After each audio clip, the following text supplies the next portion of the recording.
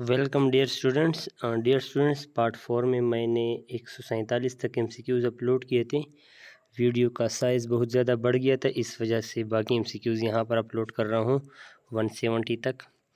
तो dear 148 MCQs हैं। Management by objective is MBO management by objective is a management system. MBO की definition है ये, इन which the first step are setting specific performance goals, जिसमें पहला step ये है कि आप स्पेसिफिक जो ख़ास गोल होते हैं, परफॉर्मेंस गोल्स के परफॉर्मेंस होते हैं, वो आप सेट कर लें। दैट आर जॉइंट, तो वो क्या होते हैं, वो कौन से होते हैं? That are jointly determined by employee and managers. तो मैनेजमेंट बाय ऑब्जेक्टिव मैनेजमेंट का वो सिस्टम है जिसमें आप स्पेसिफिक परफॉर्मेंस गोल्स मैनेजर्स और एम्प्लॉई के इकट्ठा गोल के ज़रिए वो करते हैं, फिक्स करते हैं। ठीक है dear. 149 when can the traditional top down approach to planning be effective? Top down approach किसे कहते हैं डियर? तो टॉप डाउन अप्रोच वो होता है जिसमें डिसीजन हाई लेवल पर होता है। मतलब हाई लेवल का मतलब सिर्फ एग्जीक्यूटिव या मैनेजर फैसला कर लेता है, इसमें एम्प्लाई शामिल नहीं होती, और फिर इस डिसीजन को लो लेवल टीम यानी एम्प्लाई को फॉरवर्ड किया जाता है। व्हेन तो कहते हैं कि इस तरह का फैसला साजी कब इफ़ेक्टिव होता है कि हाई लेवल पे फैसला किया जाए और फिर इसे एम्प्लाई में शिफ्ट किया जाए।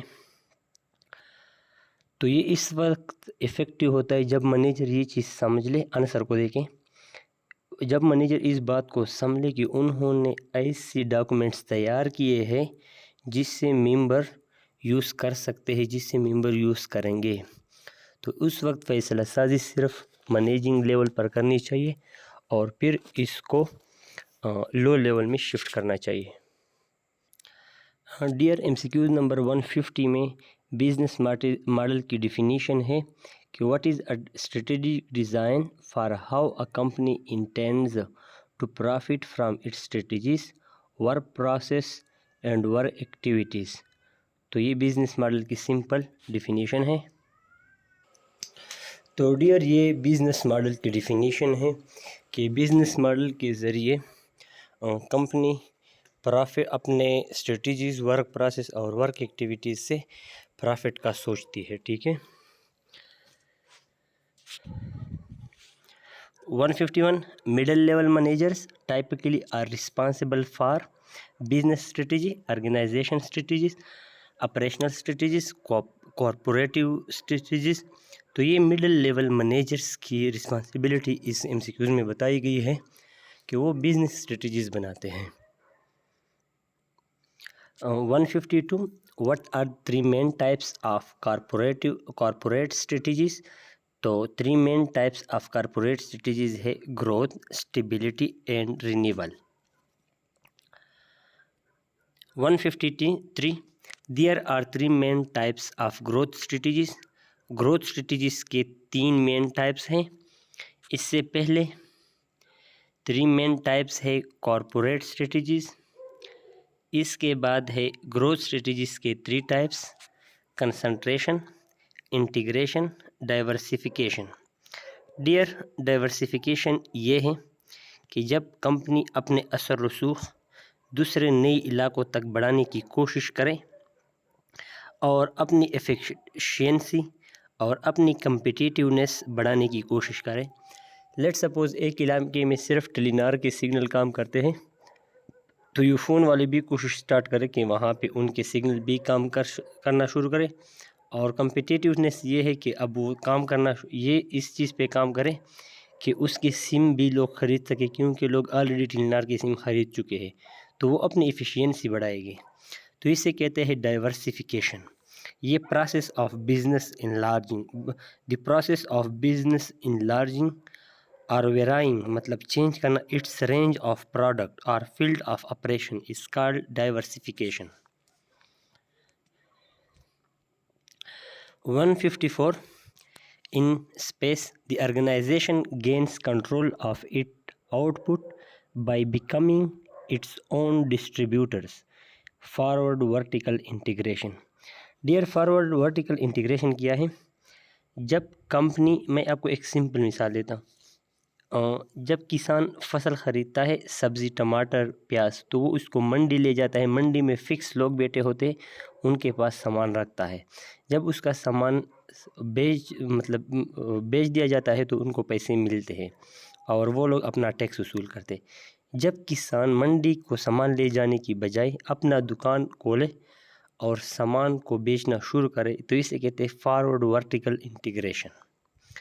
तो इस MCQ का मतलब है when the organization gains control of its output by becoming its own। जब ऑर्गेनाइजेशनल के जो एम्प्लॉइज़ है वो अपने आउटपुट को ख़ुद डिस्ट्रीब्यूट करे, ख़ुद सेल आउट करे, तो इसे कहते हैं फॉरवर्ड वर्टिकल इंटीग्रेशन। इसके बाद है 155। when an organization attempts to combine with other organization in different but associated industries, the strategy is known as related diversification। जब एक कंपनी दूसरे कंपनी के साथ शेयर करे, किसी भी चीज़ में शेयर करे और वो उसके रिलेटेड कंपनी हो, ऐसी कंपनी नहीं हो जो उससे हट कर हो। लेट सपोज़ टेलीनार की कंपनी क्या काम करती है? सिग्नल बेचती है मोबाइल फ़ोन्स को, और मोबिलिंक की कंपनी भी सिग्नल बेचती है। जब ये दोनों कंपनियां एक दूसरे के साथ अपने पार्ट्स या अपने कुछ हिस्से को शेयर करें या स्ट्रेटजीज को उसके साथ कंबाइन करे तो इससे कहते हैं रिलेटेड डाइवर्सिफिकेशन। इसकी मदद से लेट सपोज़ मोबिलिंक वालों ने वो लगाया है, सिग्नल्स का सिस्टम लगाया है एक इलाके में, तो टेलीनार वाले भी उसके साथ कंबाइन कर किसी तरीके से कंबाइन हो जाए और उसी ही टावर से सिग्नल बेचना शुरू कर दे, तो इससे कहते हैं related diversification strategy. When an organisation attempts, जब ऑर्गेनाइजेशन कोशिश करे, to combine with other organisation, के दूसरे ऑर्गेनाइजेशन के साथ कंबाइन हो जाए, इन डिफरेंट मुख्तलिफ तरीके से, but associated industries, associated mean मुतल्लिका industry, मतलब दोनों सिग्नल्स की कंपनीज हैं। The strategy is known age related diversification strategy. 156. When an organization attempts to combine with other organization in different and disassociated industry, the strategy is known as unrelated diversification।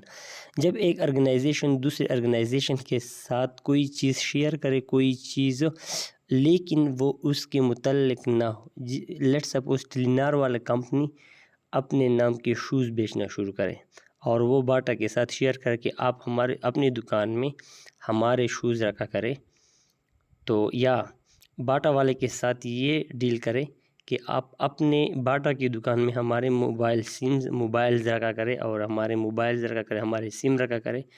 बाटा वाली company के साथ वो कर ले, combination कर ले, तो it's called unrelated diversification.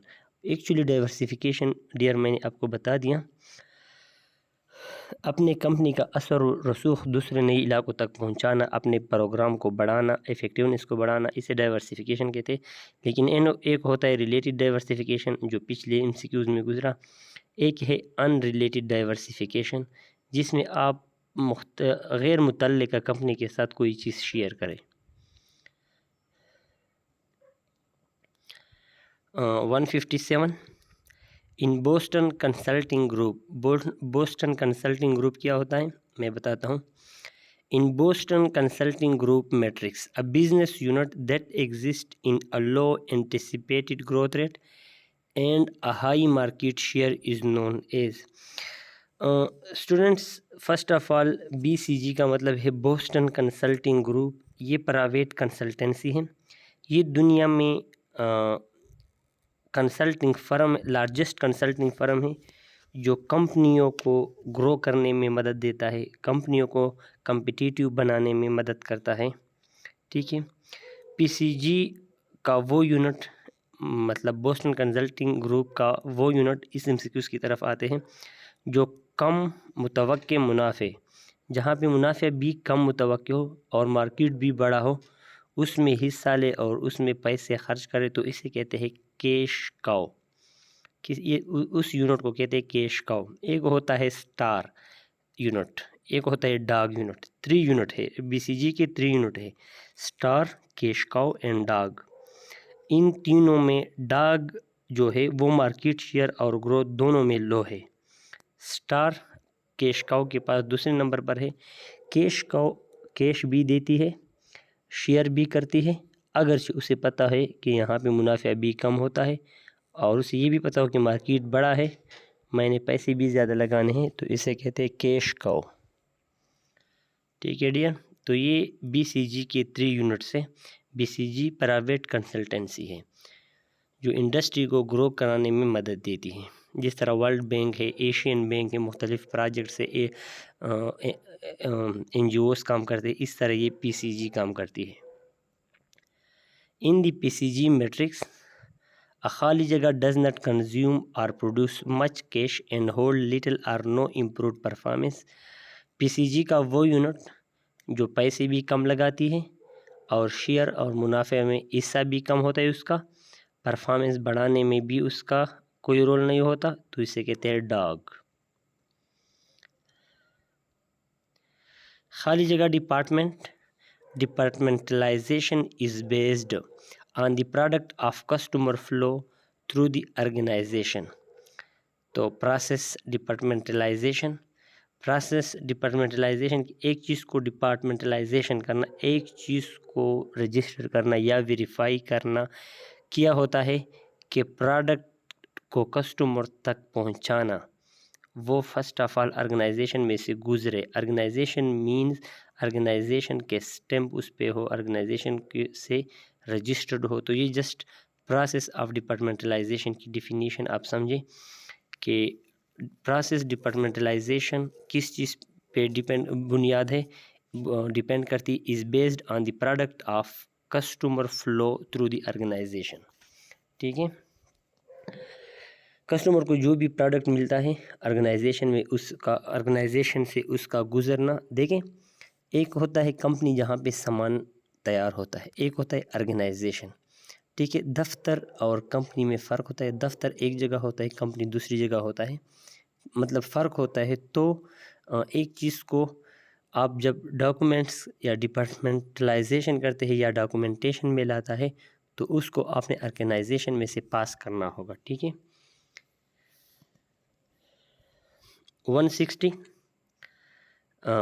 خالی جگہ refers to the right inherent to a position that allows a manager to tell subordinate what to do and expect them to do it. Unit of command. Unit of command کسے کہتے ہیں؟ Unit of command manager کو اس بات کی اجازت دیتی ہے کہ وہ سبارڈینیٹ کو بتا دے. منیجر کی یونٹ آف کمانڈ مین منیجر کے رائٹس اور منیجر کا جو رول ہوتا ہے وہ بیان کرتا ہے کہ وہ منیجر کو اس بات کی اجازت دیتا ہے کہ وہ سبارڈینیٹ کو بتائے کہ what to do، کہ وہ کیا کرے، and expect them to do it، اور اسے یہ توقع بھی رکھے کہ وہ اس کام کو کرے گا. ٹھیک ہے. تو یونٹ آف کمانڈ مین منیجر جس بات کی آرڈر دیتا ہے وہ یونٹ. جس یونٹ سے منیجر آرڈر بھیجتا ہے اسے یونٹ آف کمانڈ کہتے ہیں، اور وہ یہ ہوتا ہے کہ وہ سبارڈینیٹ سے کام کروائے.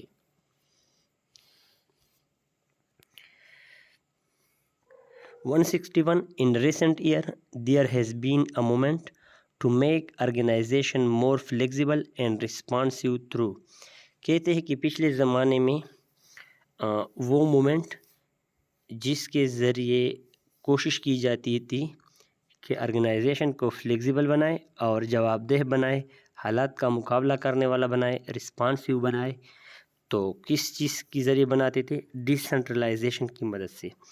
ڈی سینٹرلائزیشن کیا ہوتا ہے؟ Decentralization transfer of control. ایک ایکٹیویٹی کا آرگنائزیشن کا کئی لوکل آفیسر کی بجائے ایک آفس کو ٹرانسفر کرنا. جب کمپنی تو آرگنائزیشن کب فلیکسیبل یا رسپانسیو بن جاتی ہے کہ جب کمپنی ایک کام کا کنٹرول ایک بندے کو دینے کی بجائے کئی جگہوں پہ ڈیوائڈ کرے. مطلب ایک چیز let suppose N T S کا دفتر ہے، میں ایگزامپل دیتا ہوں. این ٹی ایس کا دفتر اگر صرف اسلام آباد میں ہوتا تو وہ زیادہ افیکٹیو نہیں ہوتا. این ٹی ایس کا دفتر پشاور میں بھی ہے، اسلام آباد میں بھی ہے. اگر یہ لکی مروت میں، بنو میں، مردان میں بھی بن جائے تو این ٹی ایس اور بھی افیکٹیو بن جائے گا اور آپ کے مسائل اور بھی جلد ہو جائیں گے. تو پہلے زمانے میں جب کسی آرگنائزیشن کو فلیکسیبل بنایا جاتا تھا اور رسپانسیو بنایا جاتا تھا تو وہ ڈی سینٹرلائزیشن پروسیس کے ذریعے بنایا جاتا. تو ڈی سینٹرلائزیشن پروسیس کا مطلب ہے کہ ایک آرگنائزیشن کا کنٹرول کئی لوگوں پہ ڈیوائڈ کرنا، کئی جگہوں پہ ڈیوائڈ کرنا. خالی جگہ organization is rigidly controlled and efficient. Organic organization, یہاں پہ میں نے وہ نہیں کیا ہے، ہیڈنگ نہیں دی ہے، لیکن آرگینک آرگنائزیشن وہ ہوتا ہے جو ریجڈلی سختی کے طور پر کنٹرول اور ایفیشینٹ ہوتا ہے. اس کی ڈیٹیل آگے آ جائے گی. یہاں پہ خالی جگہ organization is able to change rapidly as needs required. کون سا آرگنائزیشن ایبل ہوتا ہے ٹو چینج ریپڈلی، ضرورت کے مطابق تیزی سے چینج ہو جائے؟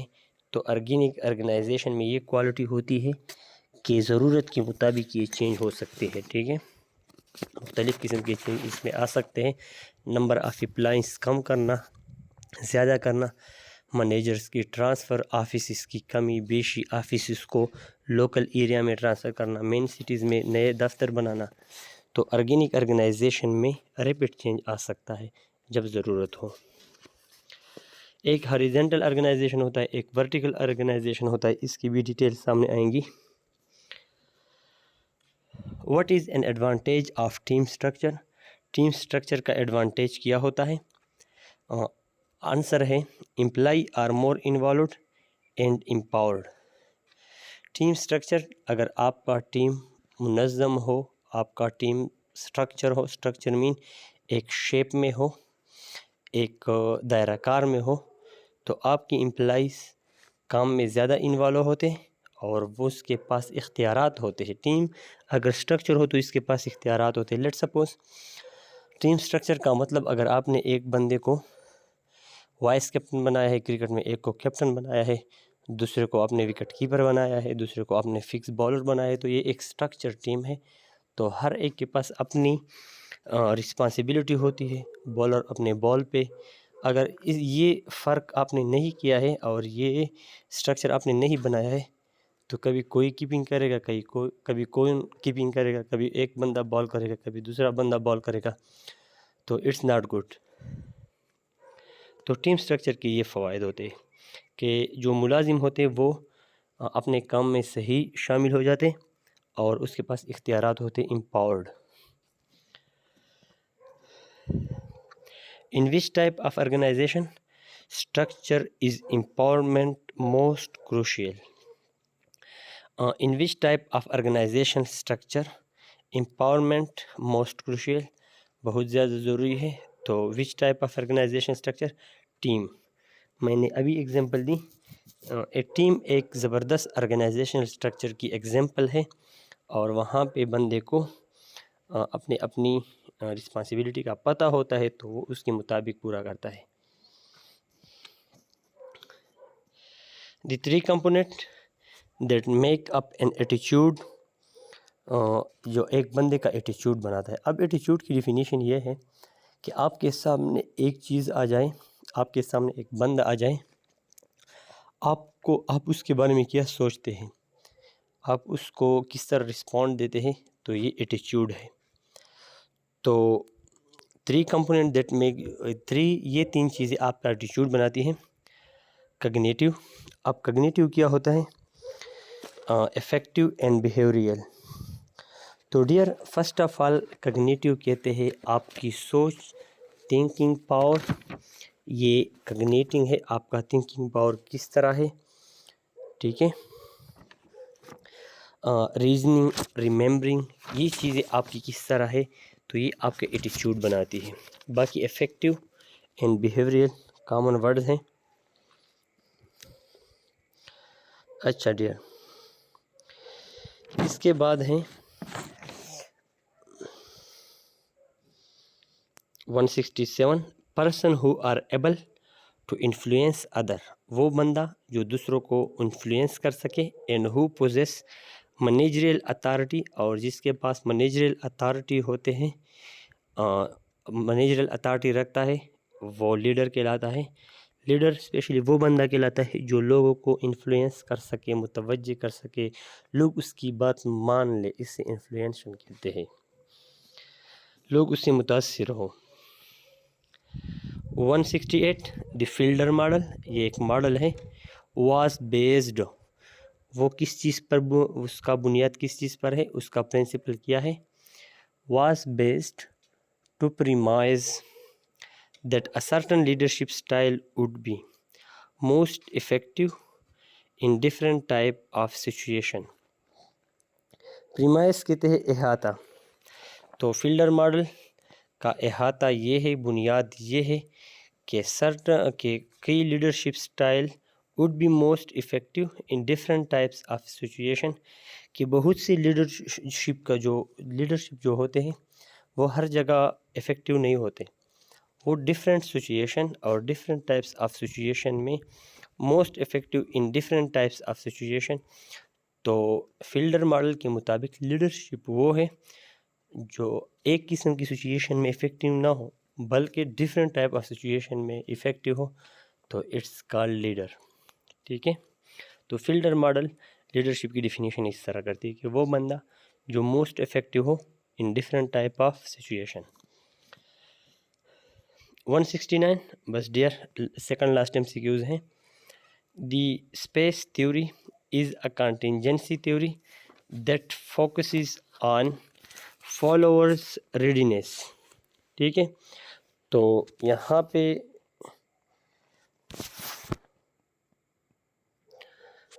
پہ situational leadership, dear situational leadership وہ کنٹینجنسی تھیوری ہے جو فالوورز کی ولنگنس پر فوکس کرتی ہے کہ وہ تیار ہے کہ نہیں ہے اس پروجیکٹ کے لیے، ٹھیک ہے۔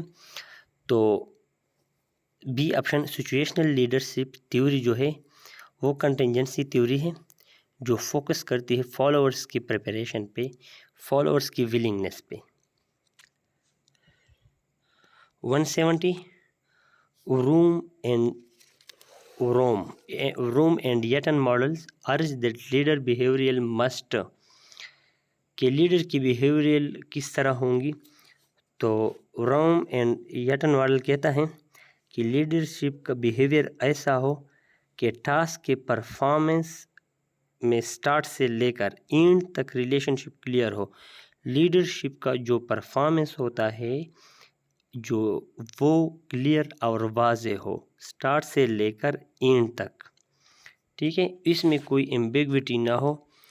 تو یہ ووم and Yetton model argues the leader behaviour must be reflect the need of the follower, develop to the appropriate leadership style, adjust reflect the task structure, depend on the situational variable involved. تو یہ ہے C option, adjust reflect the task structure. Task structure کا reflection یہ ہے کہ اس کا جو behaviour ہے، اس کا جو پرفارمنس ہے، ٹاسک کا پرفارمنس، وہ سٹارٹ سے اینڈ تک جو ریلیشن شپ ہے امپلائی کے ساتھ، کام کے ساتھ، وہ کلیئر ہو۔ تو یہ لیڈر کی بیہیویئر ہے روم اینڈ یٹن ماڈلز کے مطابق۔ 170 ہو ڈیولپڈ پاتھ تھیوری۔ اب پاتھ تھیوری کیا ہے؟ پاتھ تھیوری بتاتی ہے کہ کس طرح لیڈر ٹاسک کے کمپلیٹ کرنے کے راستے میں، مطلب ایک لیڈر کو ٹاسک دیا گیا ہے، وہ اس پر کام شروع کیا ہے، تو وہ اس کام کے دوران اپنے فالوور کا کس طریقے سے ہیلپ کرتا ہے۔